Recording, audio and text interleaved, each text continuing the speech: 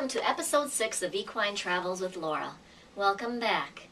I've been trying to think through what to talk to you about without being negative. And I wanted to talk to you about an episode called Cold Snakes and Bad Pennies, which I know sounds really bad. So before I talk about that a little bit, let me just tell you a couple of happy stories. Last weekend, Rennie had his first little dressage test with the head instructor of the University of Findlay's English equestrian program, the head instructor of dressage. And because I was a little bit nervous, I kind of didn't ask him to give all of his power and to collect and to have a lot of impulsion and be powerful.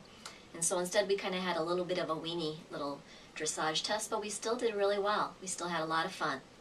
So this weekend, Janet couldn't come. She was busy schooling her own horses. So we were kind of left to our own devices because our head trainer was off at an equestrian team show. So we had Saturday and Sunday to ourselves. So on both days I got there super early in the morning, right after their breakfast, and I got to ride both Rennie and Violet. And yesterday, Saturday morning, we had just had a whole bunch of snow. And so it was kind of that cold kind of snow where the snow was iced over, and it was really windy and really bitterly cold. And so the snow was skittering across the roof and making really odd noises. And the sunlight made the doors, the windows and the doors just radiate whiteness. And snow had gotten into the gates. And so there was just enough change in there that Rennie himself was really nervous, which is a surprise because he's never nervous about anything. So I brought him into the indoor arena, and he just lifted his head up high, and he got his eyes really big, and he did the big moving nostrils, and he was kind of making that little troubled noise, and he could just tell, I could feel the muscles on his neck just tight, that he was really nervous and worked up. And so that was, I mean, if you knew Rennie, you would think that's hilarious. So anyway, I did ride him, and I tell you what, at first he didn't want to go at all, and he was very nervous, and there was one time he did give me a big shy, just like his mama would have. He dropped out his left shoulder and disappeared to the right and spun around. And I was really happy because I could feel my hips following him, and I could feel my shoulders kind of giving way and my belly getting soft, and I didn't come off. I just kind of got soft for the spin and then suddenly was just still with him. So that was great. But I was kind of concerned. I was like, oh no, my pony has gone wild. And Violet, she threw me a curveball. She decided that she wasn't concerned about anything. And we had a really fun ride, so that was nice. And then today I went out there again early in the morning, and I thought, you know what, I better lunge Rennie. And I was nervous about that because I hadn't lunged him in a really long time. Before I rode him, I used to long line him, and I used to make him go over cavaletti on the long lines and do figure eights, and we were real pro with it, and we were doing lunging. But as soon as I ride him, I quit doing all of that, just like you'd expect. So the few times I had tried to do it, he would be really bossy with me and try to bring in his shoulder and get really angry and pin his ears at me. So I thought, oh no, I bet that's what it's going to be like. But no, he was Mr. Professional. He was happy to trot and trot and trot, and then he was happy to pick up his canter nice and soft, and he was happy to just be at the end of the line and not pull at it. And he had no intentions of rushing in. He wanted his space and my space. He was super terrific, and we had a really great ride. So actually that's what I was trying to get back at. So we didn't have Janet today, but we decided to ride our test again. And it was like Rennie had been spending the week thinking through what he wanted to improve. And so he just had a lot more impulsion, and he wanted to be round and up in my hands.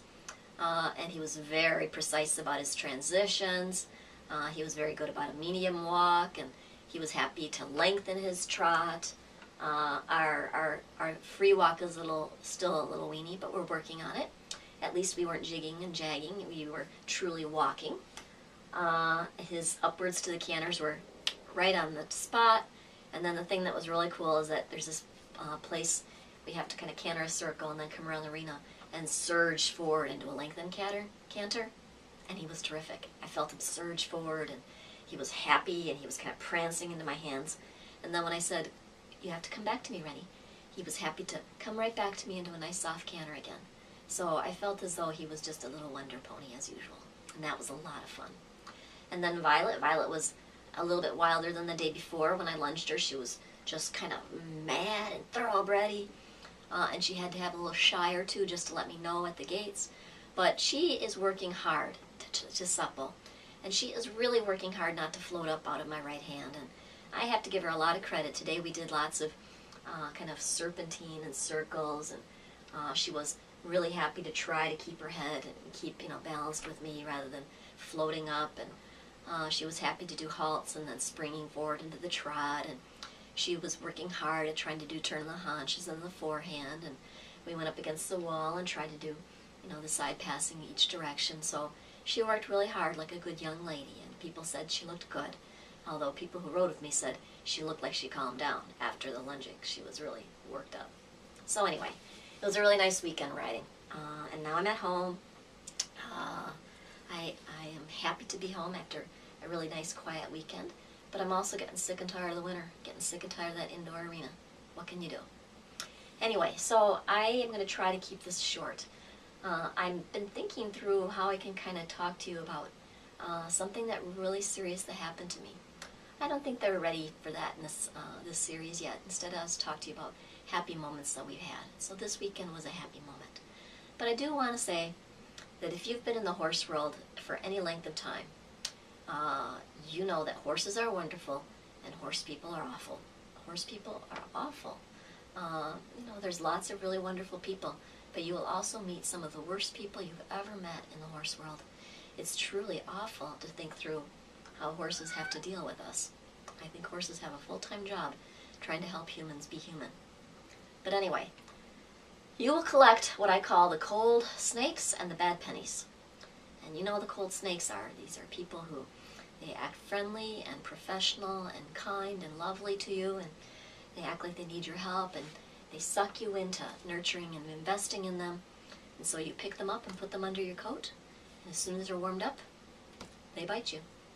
So there's that kind of person in the horse world. And then there's the bad penny. And the bad penny is just a version of the cold snake. You know the saying, the bad penny always turns up.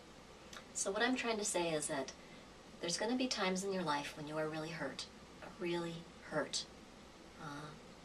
You're trying your best to be a decent horse person and to take care of your horses and just kind of get through each day and be a fair and honest person.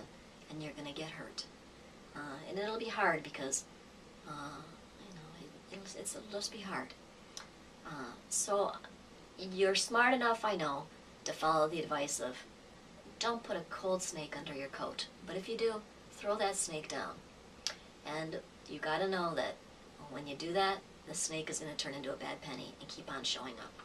And so part of your recovery, part of your healing will be having to learn how to deal with seeing someone that you know is very hurtful. And that's fine. We all have to deal with that in life. It's just hard around the horse world. And that's all. I'm not a very wise. I'm 48 years old. It took me this long to get to this point. But at least I got there. So I hope next week I can think of something that's just pure pleasure to tell you. So I'm hoping that I'll have more adventures about Rennie and Violet and our wonderful travels together.